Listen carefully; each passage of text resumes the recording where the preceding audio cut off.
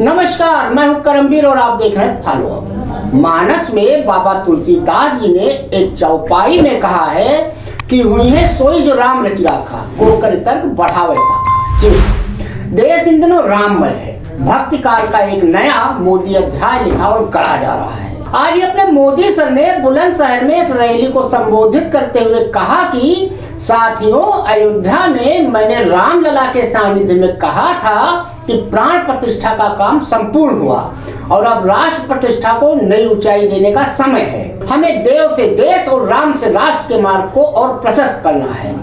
अब मुझे नहीं पता कि देश और राष्ट्र में क्या अंतर है, ये सिर्फ मोदी सर ही बता सकते हैं, जिनके गुणगान के लिए और उन्हें तानाशाह बनाने से बचाने के लिए केंद्रीय कैबिनेट ने कल 25 पॉइंट वाला धन्यवाद प्रस्ताव जारी किया, जिसमें 17 बार मोदी सर को देवत्व की उपाधि दी गई। इस प्रस्तावना के साथ कि देश 1947 में आजाद जरूर हुआ था, लेकिन मात्र शरीर था। उसमें आत्मा का संचार 22 जनवरी 2023 को देवों के देव मोदी सर ने किया।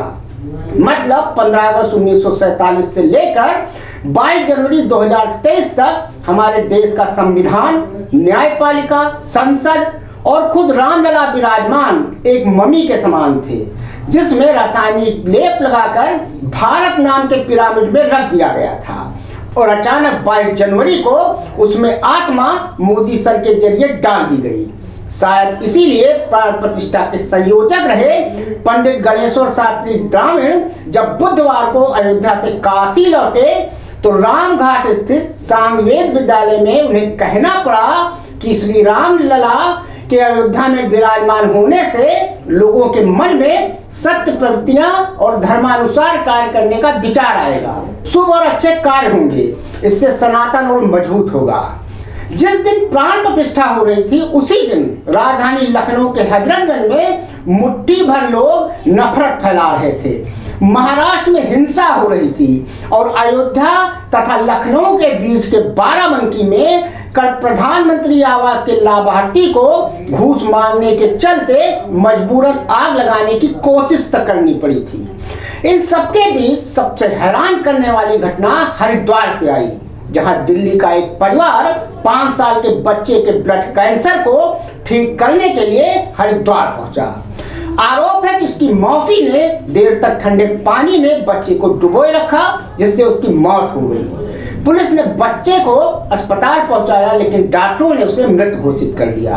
एक परेशान करने वाले वीडियो में लड़के के माता पिता प्रार्थना करते हुए दिखाई दे रहे हैं, जबकि उसकी मौसी उसे पानी में डुबो रही हैं। कुछ आसपास खड़े लोगों ने देखा कि लड़का बहुत देर तक पानी के भीतर था और उन्हें परिवार से रुकने के लिए कहा। जब उन्होंने ऐसा नहीं किया तो मौके पर इकट्ठा हुए लोगों ने जबरदस्ती लड़के को बाहर निकाला।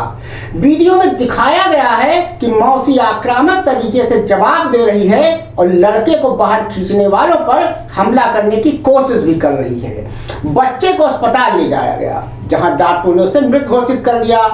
एक अन्य वीडियो में दिखाया गया कि लड़की की मौसी शव के पास बैठी है और कह रही है कि उसे यकीन है कि बच्चा वापस जीवित हो जाएगा।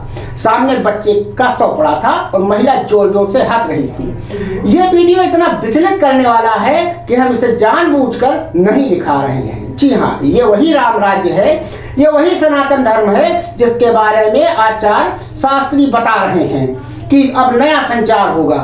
अब आप खुद सोचिए, जिस रामलला विराजमान के प्राण प्रतिष्ठा समारोह में बागेश्वर धाम बाबा को बुलाया जाता हो, जो अंधविश्वास के जनक हैं, जो हिंदू राष्ट्र बना रहे हो, जो संविधान को खत्म करने की बात कर रहे हो, जिस आसाराम बापू को महिला के उत्पीड़न के जुर्म में जेल की सलाखों के पीछे डाल दिया गया हो, उसके चंदे का एक बहुत बड़ा हिस्सा राम जन्मभूमि मंदिर में लगा हो, ऐसे राम राज्य में कैसी कल्पना आप करेंगे सनातन धर्म की। मणिपुर जल रहा हो और मोदी जी राममय होकर गोदी मीडिया के साथ मिलकर चिल्ला रहे हों, और जहां की गोदी मीडिया चैनलों पर समाचार दिखाने के बजाय रामलीला कर रही हो, जहां संघ प्रमुख मोहन भागवत प्राण प्रतिष्ठा समारोह में काले कपड़े पहन के आ रहे हों और पूजा में सम्मिलित हो रहे हों। जी हाँ, ये वही रामराज है जो आडवाणी, मुरली मनोहर जोशी, विनय कटियार जैसे उन दिग्गजों को बुलाने से मना करता है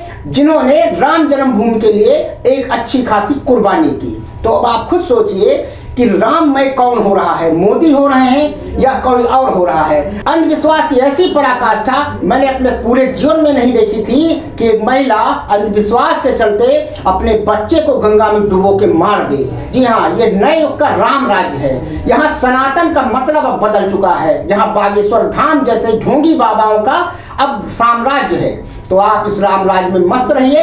आने वाले कुछ महीनों में चुनाव हैं, आप हिंदू के नाम पर, सनातनी के नाम पर खूब वोट दीजिए भाजपा को, मोदी जी को जिताइए, इससे किसी को कोई फर्क नहीं पड़ेगा, लेकिन आने वाली पीढ़ियां आपको माफ नहीं करेंगी। धन्यवाद।